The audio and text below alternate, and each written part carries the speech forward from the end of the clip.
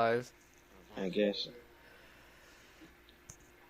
All right, what's going on, Nmo fans? This is your host Alexlexus with co-host Nelson Rios, Nmo staff Demizzle, and On Your Knees, and we're coming at you with a new podcast. So Early those of you who've been well, for Demizzle it is, but yes, it is 9:30 a.m. September 1st. So this is our fall episode, and for those of you who have been devout fans on the Nmo brand. Every November is our season turnaround, so we've been at this for a while, and then Fighting Game League is still new this year, so, we're still working with each other, trying to make things grow, and we gotta get Mr. Michael Hurdell on board, so that would be like a dream team right there. So, Mike, if you're watching, I'm looking for you. Also, Mugen Lord. Good video you did on the cross Tekken stuff. It was pretty cool how you put that as a response video. So I look forward, and hopefully we can have you as a guest on the show so I can introduce you to Nelson, On Your Knees, and the rest of the crew. Right? So also I have some bitter news. Comic-Con, Nmo, because of my absence, lost the accreditation to go to Comic-Con as press. So now we have to actually pay our way to get through. So we're actually working on that right now as we speak. But I got to call Connecticut again to talk to Billheimer to make sure that we actually met the criteria. We went 2 years in a row, and then in year 3 they're trying to give us a little bit of an issue. So I'm working on that, right? So in the meantime, damn, what is up with this noise? Who's drilling? I'm trying to get this thing flying. Can you see it? Dude, no. Drilling in the background. Nah, it sounds like a little toy. Yeah, it's a helicopter. I'm trying to get it in view here, but I can't fly it right. Yeah. It's just live. It's gonna be kind of hard to edit stuff because we don't have the 2-3 seconds. Oh, there it goes. There it goes. Oh, it just fell. Oh, yeah. On your knees in his little toys. Oh, also shout out he to said fuck. Toys.com. Yo, he got a fuck toy. Yeah, it says fuck spinning around. I can't believe I'm seeing this. Yo! This is what happens when we go completely live. All this stuff is just, unedited and, alright. But let's get to the topic at hand. The first topic that pops up. Alright. Those of you who are Metal Gear Solid fans like myself and the rest of the crew, except for Demizzle, I know he's more of a Splinter Cell guy and everything, but I am praying and hoping that the video game to movie curse does not touch Metal Gear Solid. It's been announced in this 25th year anniversary that Metal Gear Solid will indeed receive a movie adaptation with the combined efforts of Sony, Columbia Pictures, and Kojima Productions. So, here are my thoughts on it.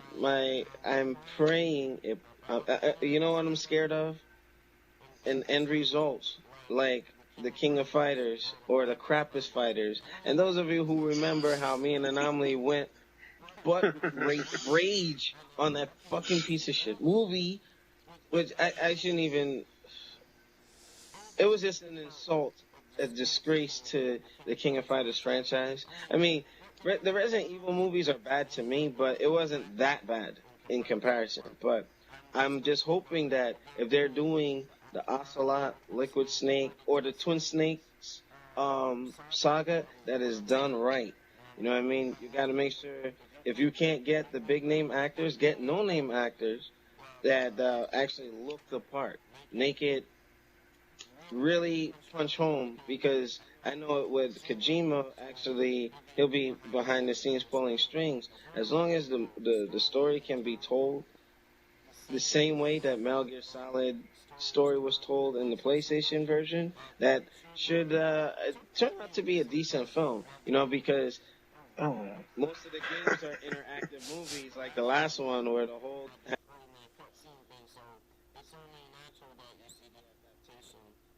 migrate over to the movie. So, Nelson, I wanted to give you the floor, and then we'll work our way around the table. Well, to make a video game into a movie or even to a live action movie, Metal Gear Solid can be made into a live action movie. I don't think that would be a problem since it's basically dealing with military based stuff, a little bit of over exaggeration. But the way how I see it, if you have not only Sony, not only Columbia Pictures and Kojima Productions, make the whole shit 3D. Make a brand new story, make it 3D. That will make it all the best of like everything put together with the Metal Gear Solid universe, because there's not many actors that can emulate the actual character's feel except for Snake, which is David Hayter. He's the only guy that can actually play off in a live action movie as Snake and still sound like him. Any other person cannot do that. Yeah. So You know what they need to do? Like Haywire, like whoever they get to play Snake, actually do like the voice replacement, because Gina Carano, her natural voice is not what's featured in the movie. They had somebody do a voiceover for her. So I don't know what the director of Haywire was thinking, but that's what was the end result. Because no one can get Snake's voice down unless you're like a pro voice actor, you know, and right, or you're David Hayter himself, because like I said, David Hayter actually looks very similar to Snake himself. So it's not that hard. The only thing he needs to do is get a little build on him, and he's good. And that's it. But he can play off his own voice actor and stuff. But I don't know. Okay. To me, I would just go with the 3D route. I mean, Sony, Columbia Pictures, and Kojima, y'all got money. Sum that shit up together. That's all I got to say with that. yeah. All right, on your knees.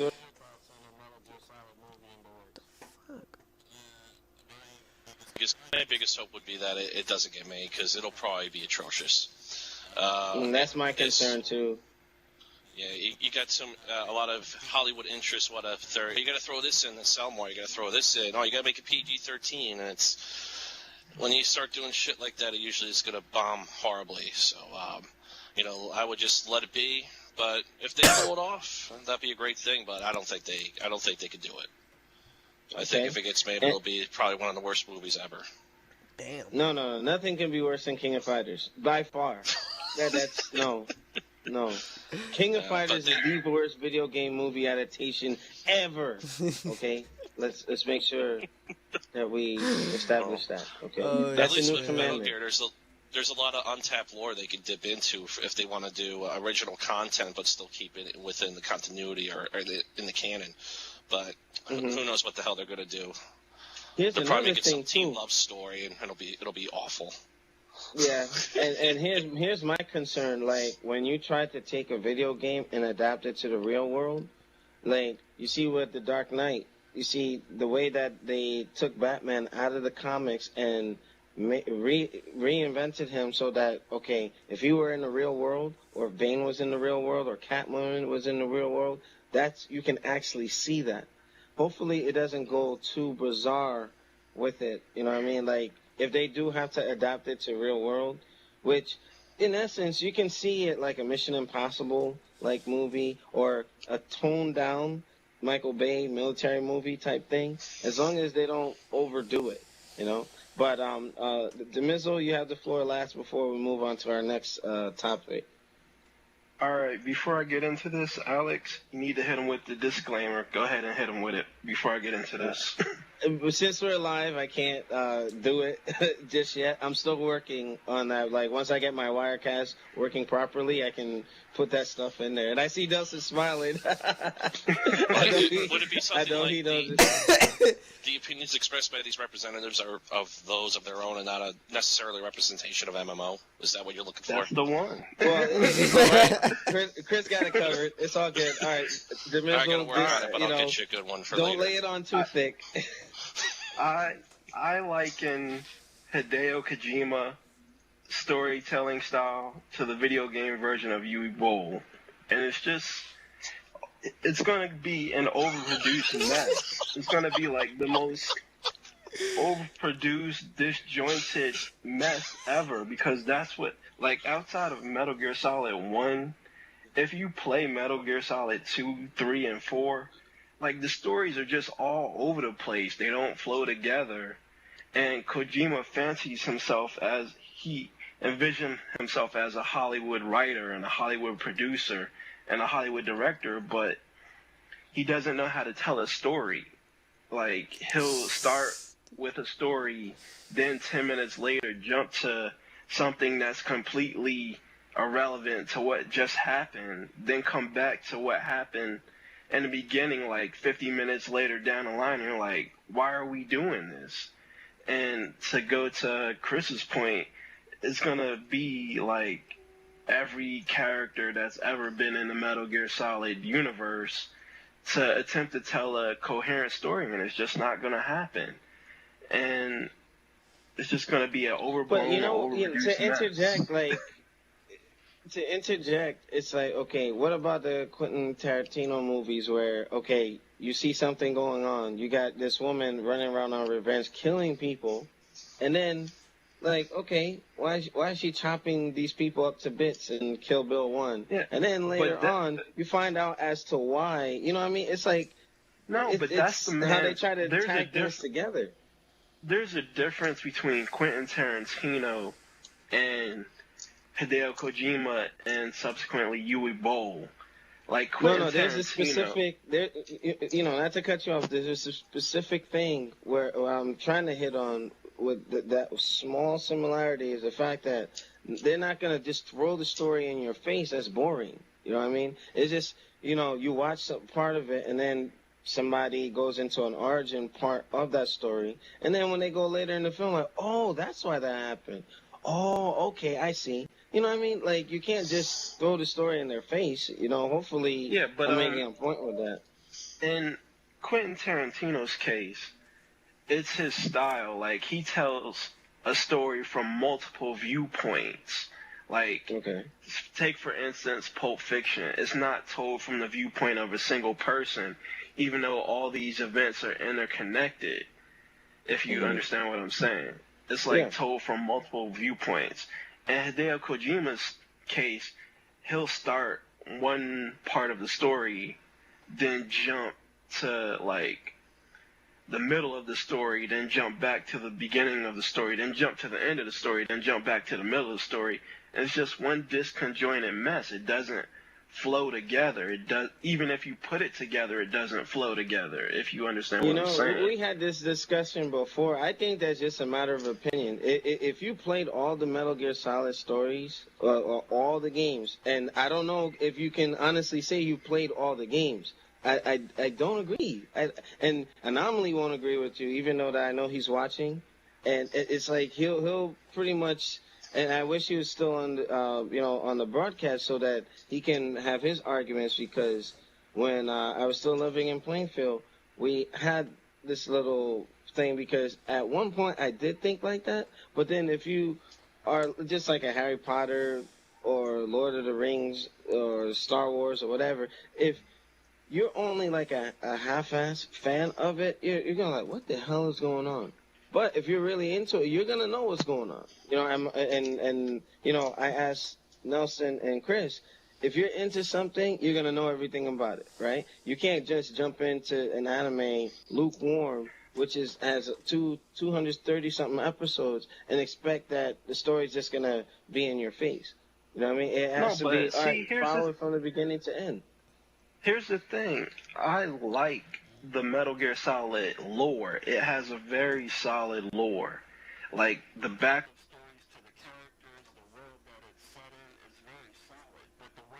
story is old. Solid. Like, yeah, bad pun, but like, all right, here's a prime example. Like you said, as you mentioned, I'm a fan of Splinter Cell, and the way that story is told.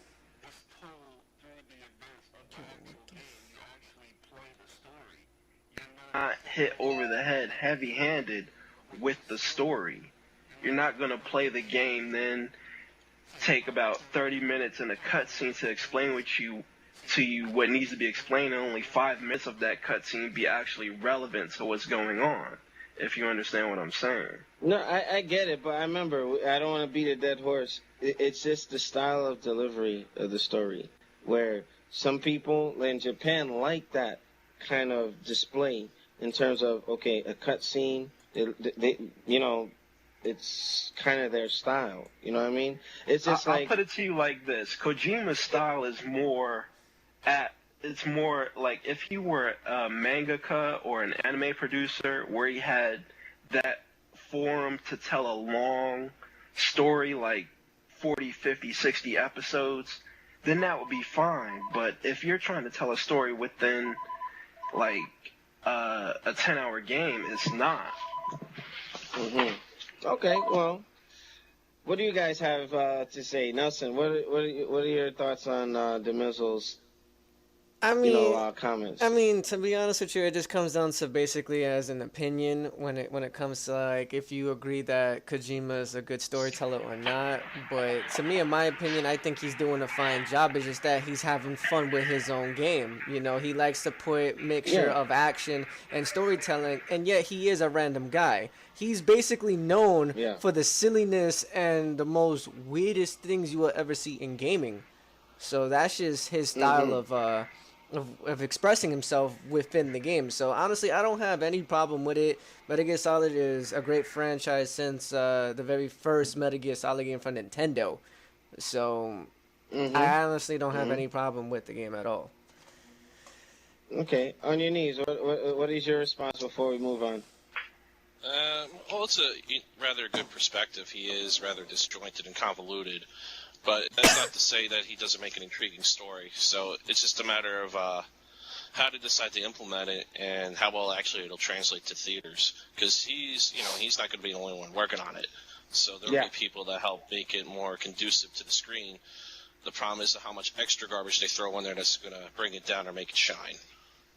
Or how much they change it. This is what I was saying, alluding to before, how they have to adapt it to real world. Like, you can have a Metal Gear Rex running around a certain way in the game, but then when you put that on the silver screen, it's going to be like, that doesn't look right. We have to make it look like this. And, you know, being that it's going to have the Metal Gear Solid name, the scary thing about it is some of, like, the devout fans, the ones that were giving Kojima death threats if he didn't continue to make Metal Gear games, you know, they're going to be the biggest critics and like, hey, that's not right. This is not right. So it's a toss-up, you know what I mean? I'm glad Devil May Cry and the Onimusha movies are indefinitely on hold because you don't know how it's going to translate on over. So that's all I got for that particular topic. So we're moving on. PlayStation Battle All-Stars. Oh, God. Okay. Demizzle, we have to do another disclaimer because, you know, his opinions do not reflect those of Nmo and Fighting Game League. Those are strictly his opinion. He's my staff member, yes, but, you know, everybody is free thinking. So, on to Battle All-Stars. Now, apparently, here's my gripe with the game right now. Why is that being covered on Event Hubs when that's primarily a site for like fighting games? Shoryuken.com, All Is Fighter. This game is getting a lot of praise in the sense that, all right, that is a mashup type game. Should it be categorized as a fighter? To me, I think not, because if that were the case, they need to start covering Smash Brothers and putting updates and stuff like that and move lists or whatever on Event Hubs, even though Battle All-Stars has not had that database installed yet on Event Hubs, but it's just, why is it being covered so? Is it because of certain cast members? Like Hihachi, Mishima, you know, you got that gay-ass Dante from the Devil May Cry reboot. Now Raiden is in there. I mean, okay. Is it because of the cast? Or is it because Seth Killian and his team at Santa Monica Studios are actually pushing this to be a legitimate fighter? So, on your knees, since you're a Smash Brothers or on the Nintendo side of things, I'm going to give you the floor first, then Demizzle, and then Nelson. So, what are your thoughts on this Smash Brother-esque type game that's getting all this praise from the. I wouldn't say getting all this praise, all this coverage from the fighting game community. Yeah, I haven't heard too many good things about it. The people that were hands-on. The biggest complaint I think I've heard, it may have changed,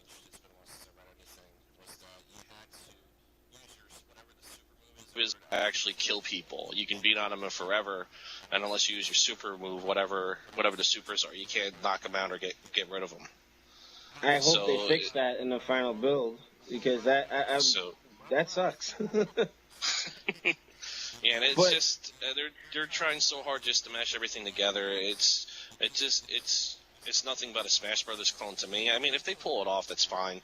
As long as the game is fun, that's what matters. But I don't think it's going to do too well. But who the hell knows?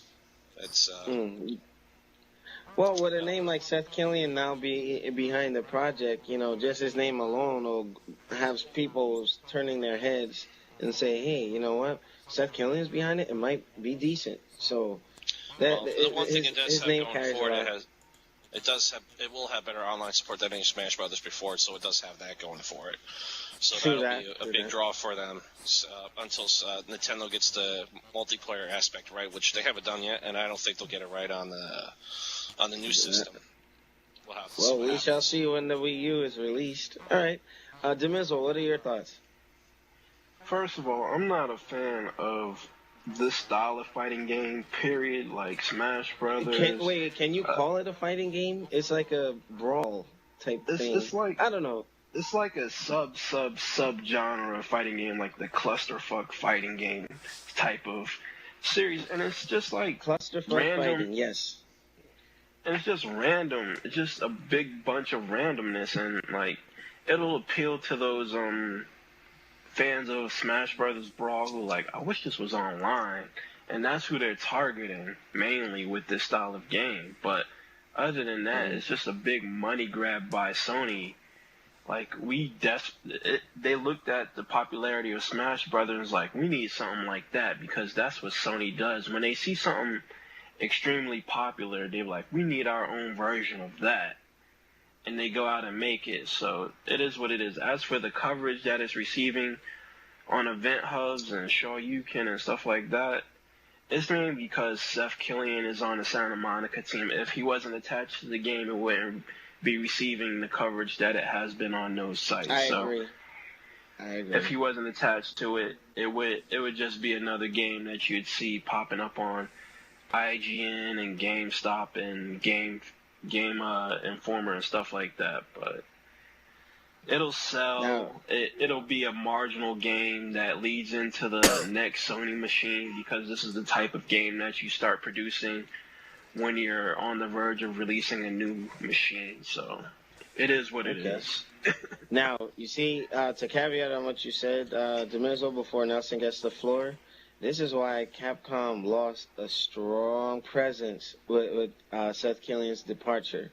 You know what I mean? Because considering Capcom's bad PR as of late, they could have used a definite, positive push with, in Seth Killian, so maybe Capcom should have thought twice. They should have done something to try to keep the man. But, Nelson, what are your thoughts on Battle All-Stars and Raiden and all these people being thrown into the mix? Honestly, the game should have never been made. I'm just stating that right now, because the game is horrible. The game is disgusting. I don't care if you had characters that brought back memories from me, from the old PlayStation 1 days until now, but the game is trying to copy off of what Nintendo is doing, and they're just basically saying, hey, we have more money than Nintendo. Let's try to prove them wrong and see if we can make a better clone or a better version of the game. I honestly think the way how the no health system, as On Your Knees was saying, that is garbage. Honestly, why the fuck would I want to keep mashing the shit out of you just to get one bar of super, run up to you so randomly and catch you, and then you die? That is so fucking retarded. I just have a health system or a certain percentage bar where you will get knocked off even quicker off the level, or something different. It's just, oh man, that game is just so full of crap. And I do agree with the whole, if certain people being on board, it wouldn't be getting praised on certain sites, because remember, not only do you have Seth Killian from former person of Capcom, but you also have Broken Tier Clockwork, who is also working on the game as well as of frame data, combo, development, and like character choices. So you do have people from the fighting game community more into this game than any other game that's been out right now, but the game lacks in characters, the game lacks in definitely online play, because the online play, what they had tested is just like how Brawl was, where you have a 3-minute system and you just fight randomly until you get the most kills, which sucks, in my opinion. And oh man, that Guardian Heroes has it better than that. That's crazy. They should have used that format since, I mean, it's just their direction with it. And another thing that Smash Brothers Brawl will have, Smash Brothers doesn't have the same cast power. And what I mean by this is, you see that you have other franchises, other companies lending their characters to battle Allstars, like Konami is throwing 2 characters, Snake and Raiden. Then you got Capcom throwing that bullshit Dante in there, which they should have put classic Dante that helped sell PS2 systems. You know what I mean? That was the PlayStation Battle All-Star Dante. You know what I mean? They fucked that up. I can't believe they did that, but it just fucking idiots, man. Unbelievable. But Well, anyway, I think Sony's doing that only because they don't have their own roster to dip into to get enough people for it. Yeah, I know. That's fine. That's fine. But if you're going to put a Dante, put the right fucking Dante. Fuck you, Capcom. Fuck you, Ninja Theory. Motherfuckers, man. Just... Well, anyway. Yeah. Moving on to the yeah, for real. Okay. Okay. I don't know if you guys pulled on this the next J from old seasons. You pulled a J from Jay and Silent Bob, fuck them up their fucking asshole. I'm sorry, for the kids who watch the show, this is uncensored. This is how Nmo was in the beginning. It's kind of going back to its roots. So I don't have a bleeper or anything like that. So we just go from there. One kid that watches the show. yeah. This is actually tailored for teens and adults. But all right, please, the kids today are exposed to much worse than this. I want to worry about it. Yeah. Well, hopefully, the GameStop guys aren't like, oh, Alexlexus and these guys are cursing or whatever. I'm like, okay, it's the real world. Deal with it. Anyway, but Metal Gear Solid Rising, that last trailer that popped up with that K9 cyborg, okay? Now, I don't know if you guys have seen this trailer, but I'll kind of give you a brief summary on it. It shows the trailer taking place after Metal Gear Solid 4. It's about 9 to 10 years after the events of Guns of the Patriots. Data is flowing freely. Cyborg technologies all over the place. These cyborgs they can be tracked. They're used by private military companies. War is actually enterprise, is big business. So you got your cyborg units going out taking care of business. Raiden, it looks like he's a untraceable cyborg type thing that's taking information from that very first trailer that popped up. And it's just like, okay, now they introduced this canine or this battle cat looking thing that has like a Metal Gear Solid Ray face looking thing with a chainsaw tail. It looks like Raiden defeats it and it's either tamed or reprogrammed so Raiden can use it. So it's kind of they're going a cybernetic He-Man route with a cybernetic battle cat that's going to be Raiden's ally. But overall, I'm thinking that the game is going to be cool because Platinum Games, creator of Bayonetta, and the original Devil May Cry team from the PlayStation are behind this game. I know that it's receiving some flack because it's not Metal Gear Solid. It's Metal Gear Rising. It's a new franchise, a new type of stealth action, new type of action game, which is trying to take Metal Gear in different directions so that Raiden has his, own platform to be developed as a character. So I'm looking forward to it because, anything that created, any company that created Bayonetta they got my support. You know what I mean? It's gonna be cool for me, you know. But Nelson, I'm gonna give you the floor on your knees next, and Demizzle at the end because I know he's gonna try and rip into it. But Nelson, what are your thoughts on that last trailer and just the overall approach to the Metal Gear Rising franchise? Well, as of the trailer that you discussed about that whole like companion thing that Raiden is gonna have, I honestly think that's just like another way to say, all right, this is the new Otacon look, but being in a more like aggressive thing, like what's the name of that game? Dead to Rights, where you have the canine attacking freely. Oh, with the dog. Right. So I think Yes. it's gonna be something similar to that, but in a ridiculous way, an aspect of it. But I just think it's like another Otacon, but in a more aggressive format for him to actually help out instead of just talking. Mhm. And as of the game okay. overall, we've been kind of introduced to this game several years ago, to be honest with you. I don't know if you remember specific footage within, I think, Metal Gear Solid 2 and I think the early builds of Metal Gear Solid 4. When you're in the game, Snake, I think either Snake or Raiden goes into like this dream world where you're fighting as some demonoid black shadow and you're hacking and slashing everything.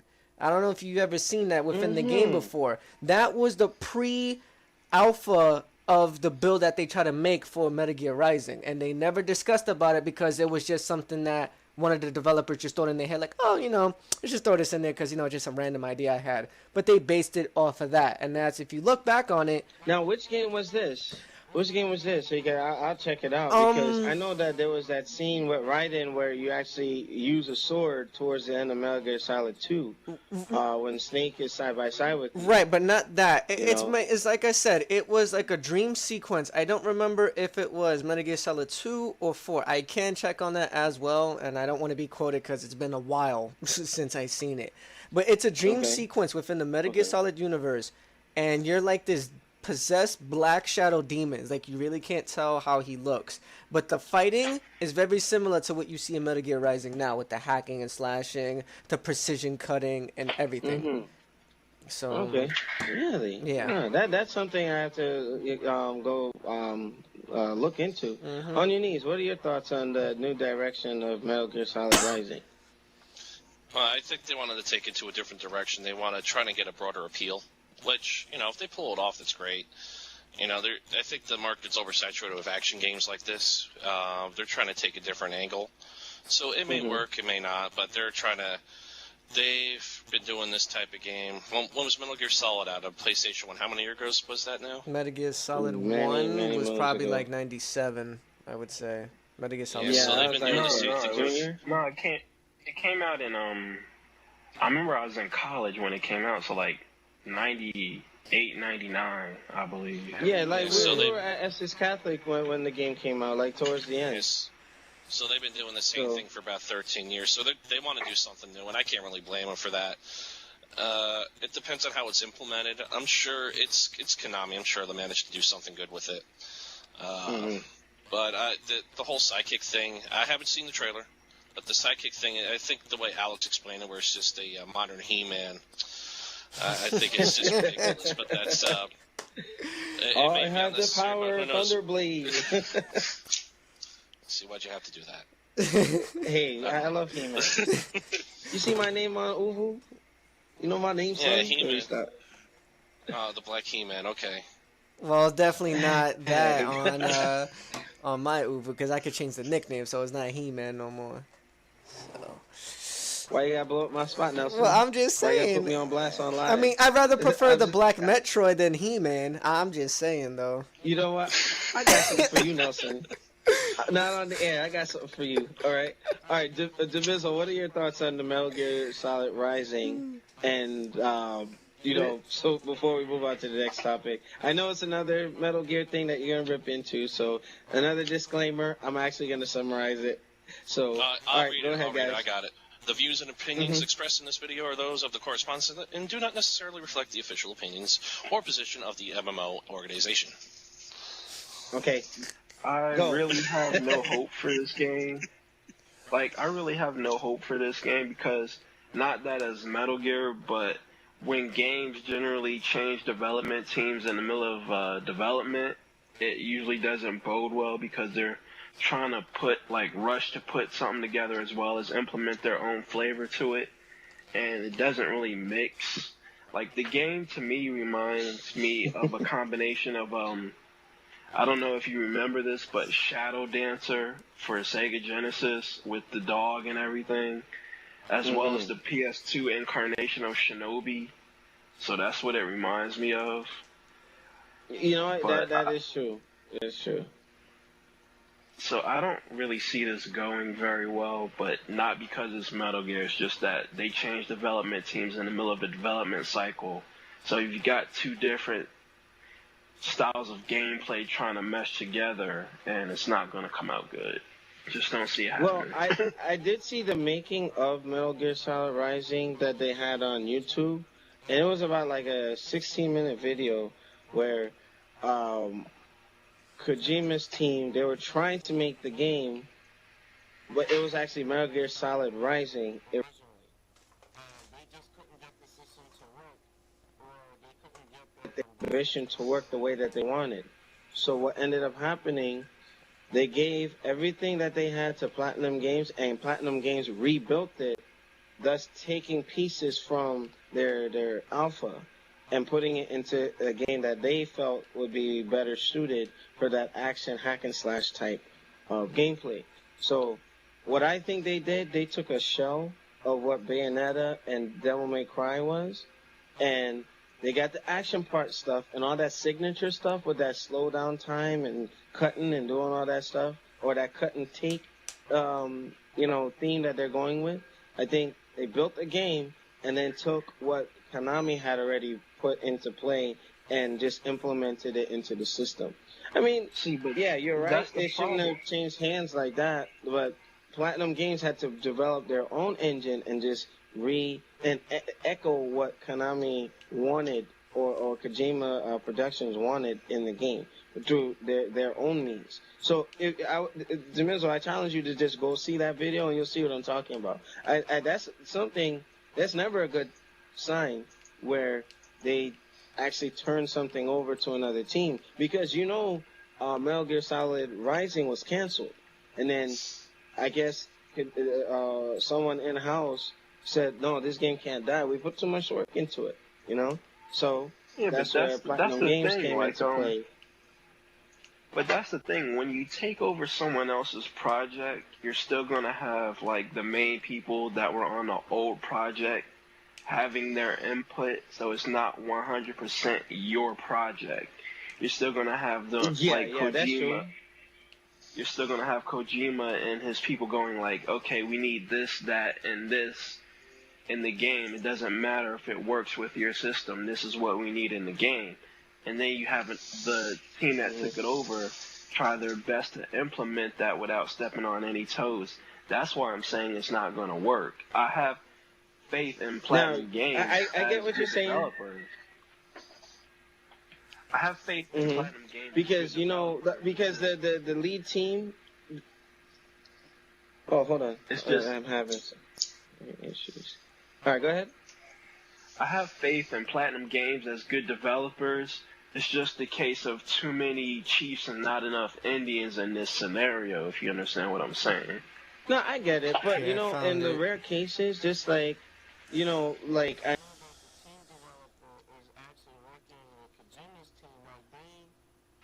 together. It's not like what happened with Cross Tekken, where Capcom developed the whole game and then just send builds to Namco for them to play.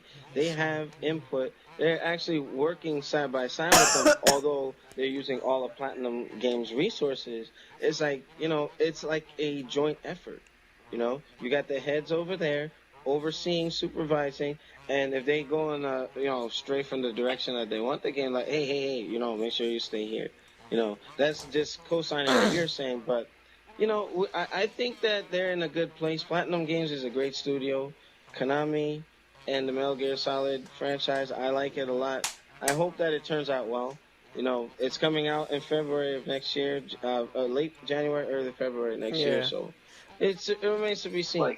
If I were Platinum Games and Konami, honestly, since they're taking this long to develop it, I would just hold it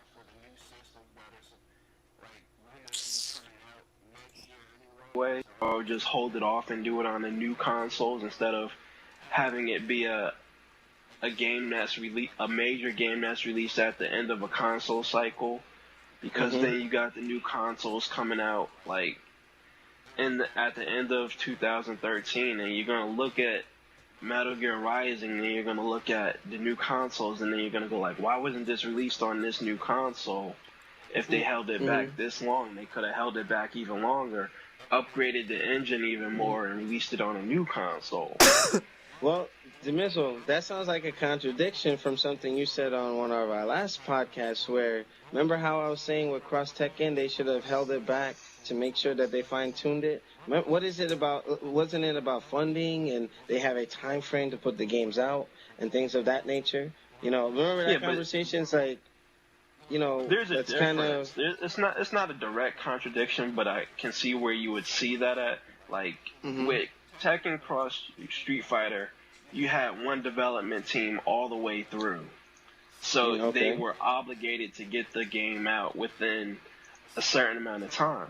With Metal Gear Rising, you're pretty much switching development teams and attempting to rebuild the game from ground up while maintaining that same time frame. What I'm saying is, if you're gonna scrap the game and start from the bottom up, don't keep the same time frame. Move it back, because they're still sticking to the same time frame, which is another reason why I don't believe it's gonna work.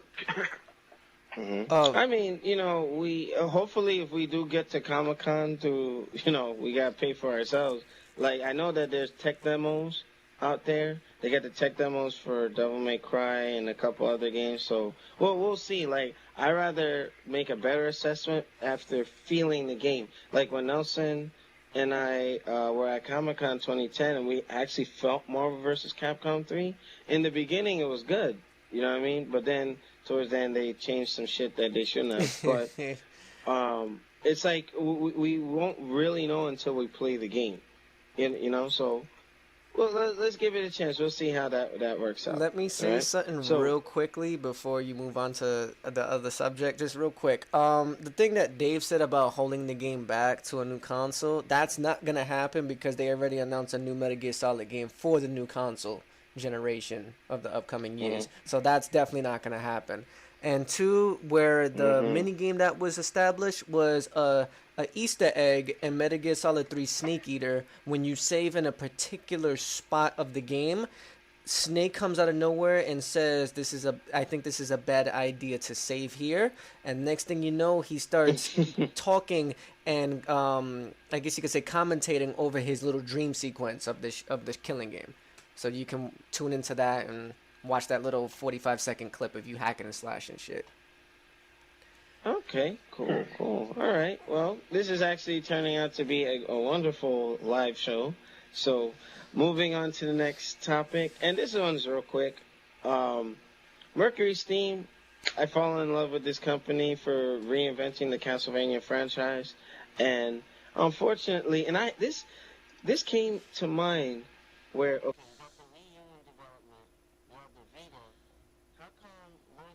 Shadow 2 is not coming to the Vita or Mirror of Fate. Like, Mirror of Fate is a handheld game. I wonder why that's not coming to the Vita. But apparently they're saying that they have a shortage of staff. But if they have a small staff, hell, they produce some quality games in the short time that I've seen them, you know. And David Cox in the studio, I mean, I get why they can't spread themselves thin, because they have to condense the team, focus on the main consoles that they intend to work on to get the game at a particular level so that, you know, Konami's campaign for A-class titles, quality titles, remains intact. If you start spreading the team, like the main systems will actually take a hit, you know, but I don't know. Because, like, with the way that Lords of Shadow original came out, I thought they were a huge studio, but that's not the case, you know. But, Nelson, on your knees, what are your thoughts? And Demizzle at the end before we just, you know, this is just a quick flash, we're gonna throw our thoughts in on that one. So Nelson, what do you think of this? Well, basically, I do have to agree with them in the sense that you do need a little bit more staff members in order for them to put it on like the Vita or the Nintendo Wii U, is because of the fact that it's a different format no matter how you look at it. I mean, the game formula might be the same thing, but converting it to different consoles, you need particular staff members that understands the engine of each particular item that you're trying to convert into. So for their main focus right now, they can only throw it out on the two big name consoles right now because that's what everyone is so used to doing. So I can understand that, but I honestly think they are an uprising company. So I guess in the future, not now, but in the future, you could make it seem like how they did with Ninja Gaiden 3, how they're making like a OD collector's edition for the Wii U of adding all the expansions that we had to buy on the 360 and the PS3 version and throwing it in there. So they might do something similar to that. Yeah. Okay, just to make the incentive for a dated game to still be sold once they do have the resources or they just have the manpower to do it. So I agree. So on your knees, what do you think about this? Well, what they were saying is just corporate speak for they don't want to hire more people, but that actually shows more loyalty to their staff because they don't want to have to keep hiring and firing people as they get more projects. So I can't really blame them for that. And it's a smart move in terms of employee morale to not do that because you don't want to have to work at a place where you're in constant fear of being laid off once your current project's done. But yeah, they have a lot of potential to be bigger, and once they get more staff as they grow, they'll be able to do more stuff without having to worry about staffing and whatnot. So that's expected. And to go on Nelson's point, they have to build whatever. I mean, if they either have to rebuild the engine or build up an emulator to handle the DS3 engine on the Vita. So that's why that requires people and requires programmers that know the platforms. So, and they were saying how difficult it was to make the 3DS version of Lords of Shadow because the lead for the Mirror of Fate 3DS development, he was saying it's a whole different animal making games for the handheld, the double screen and all that. And like you said, and like Nelson said, you need people who fully understand that architecture so that they can create the vision within the restriction of that console. So I would love to see Mirror of Fate on PS Vita, you know what I mean? Because that would, push me to keep my Vita because there's not a lot of games for it that I want. Just sitting around. Yeah, and to move something from the DS3 to something else because it has the two screens depending on what they're used for. If it's just like a menu or something, that's not too bad. But if you're actually having action going on, you're going to have to rebuild the whole game in order to get it to the Vita just because of the one screen. Yeah, so that's something, balls, man. That's where you have to go from bottom up and figure out what the hell you're going to do with the game. And if you're going to bring it out at all. Yeah. Yep. So it's probably not worth their time to do it. Okay. Demizzle, what are your thoughts on that? All right. What's been said is pretty much what I was gonna say, but I'm not. I'm gonna add one more thing to it. I think Lords of Shadow 2 will eventually be on the Wii U. Just that the original developers won't be the ones that develop it. Like if you remember with Bayonetta, Platinum Games developed that version of Bayonetta on the 360, but Next Entertainment, since Platinum Games didn't have enough resources to develop it on PS3 and 360, Next Entertainment handled the PS3 version of Bayonetta. So I think something similar is going to happen with Lords of Shadow 2 on the Wii U. Like Konami will find either in-house team to do it, or they'll get the code from the guys who do Lords of Shadow 2 for the 360 and PlayStation 3 and hand it off to another development team, like, here, make the Wii U version of it. So that's what I think will eventually happen, to get the Wii U version out not too long after the 360 and PS3 versions come out. Okay, that very valid points, guys. All right, so we're going to move on to our second to last topic. And considering I don't want to have it go overboard, I might have to split the current fighting game topic that Nelson had introduced into a separate broadcast, like right on after this, or we'll see how long this one goes. But Metal Gear Solid Ground Zeroes, which is going to be the new Metal Gear in the franchise, and considering from the screenshots that we saw of Snake, it looks like it's Big Boss. I heard that it's during the Battle of Normandy, and Snake, or Big Boss Snake, looks like Sam Fisher with that unigoggle thing. I'm like, what's up with that? And they're also going with a more open world route. So if you're discovered, now they're putting more emphasis on escape, not that you get caught and it stops.